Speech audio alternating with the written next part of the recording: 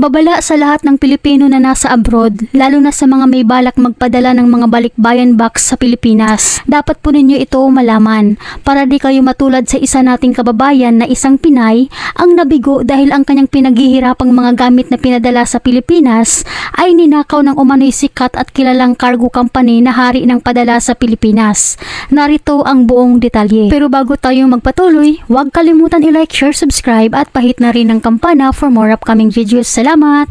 Kung kayo po ay nagbabalak magpadala through LBC, huwag nyo na pong ituloy. Ito po yung binuksan nila at pinalitan nila ng ibang sticker na ginaya nilang pilit yung pirma ko. Inilabas ng isang overseas Filipino worker ang kanyang galit sa isang courier company sa kanyang Facebook account matapos nitong madiskubre na ang laman ng kanyang balikbayan box ay ninakawan. Sa Facebook post ni Kabayan, nagpahayag ito ng pagkadismaya sa LBC. Ani sa post nito, paalala po sa mga kagaya ko na OFW na magpapapackage sa Pilipinas via LBC. Huwag nyo na po ituloy ang pagpapadala sa LBC dahil ayaw namin na magaya kayo sa amin. Binawasan ng maraming items ang dalawang box na pinadala namin through LBC from Abu Dhabi. Nakakalungkot at nakakadismaya na ganito ang gawain ng mga taga-LBC. Ninakawan nila ang pinaghihirapan nating mga OFW na dugo at pawis ang puhunan para may maipadala sa pamilya natin sa Pilipinas. Ang dumating po na bagahe sa amin ay kulang-kulang po yung mga laman. So, ang dami po mga kulang at isang patunay po talaga na binuksan yung box. Ani pa kay Kabayan, bukod umano sa ninakawan ang kanyang dalawang balikbayan box, napansin rin umano nito na pinalitan umano ang sticker ng kanyang mga bagahe at pilit umanong ginaya ang kanyang pirma.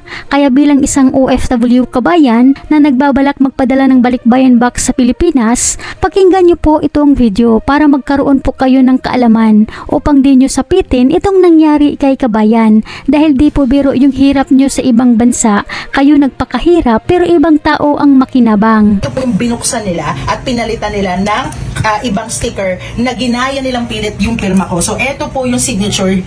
Tinry lang kaya yung signature ko, pero hindi po yan ang signature ko. Ibang-iba po yung stroke.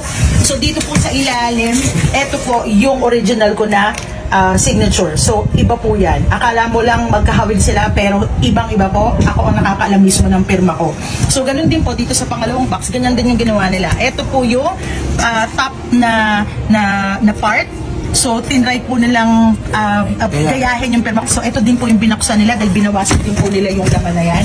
And ito po yung original ko po na pirma. Sa post ni Kabayan, nasabi nito na ito umano ang modus ng LBC, ang pagnakawan ang mga bagahe ng OFW. Dahil napag-alaman nito na marami na umanong nabiktimang OFW base sa mga post ng ilan nating mga kababayan. Kaya nasabi nito na wag na po kayong magpapadala sa LBC kung ayaw nyo mangyari itong nangyari sa kanya. Ani pa sa post ni Kabayan, LBC used the moniker hari ng padala, but the truth is mas bagay sa kanila ang taglay na hari ng pagnanakaw. Para po sa kaalaman ninyong lahat, kung kayo po ay nagbabalak magpadala through LBC, huwag nyo na pong ituloy.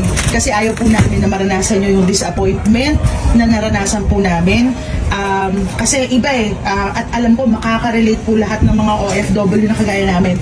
Ibang level po yung pagkadismaya namin. Nakakalungkot na may mga tao pong gano'n. So, at ito po ay responsibilidad ng LBC na i-ensure nila na hindi po mananakawan yung mga OFW yung kagaya natin na pinaghihirapan po kung ano man yung pinapadala natin sa ating mga pamilya. So, yan po ay paalala po namin sa inyo.